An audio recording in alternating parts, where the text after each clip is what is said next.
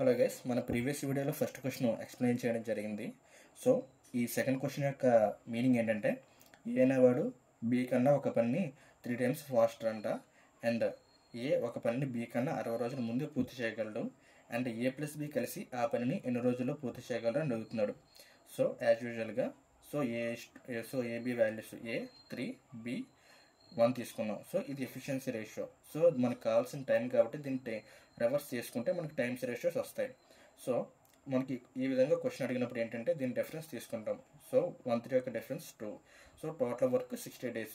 So 2 యొక్క value 60 అయితే 1 value 30. So 1 value అంటే ఏ మాట. సో 3 వాల్యూ 90 అవుతుంది. సో 3 అంటే మనకి బి వాల్యూ అన్నమాట. సో మనకి టుగెదర్ వర్క్ అడిగినప్పుడు basic formula A into B by A plus B. So 30 into 90 by 120. 120 అనేది 30 టేబుల్లో 4 times క్యాన్సిల్ అవుతుంది.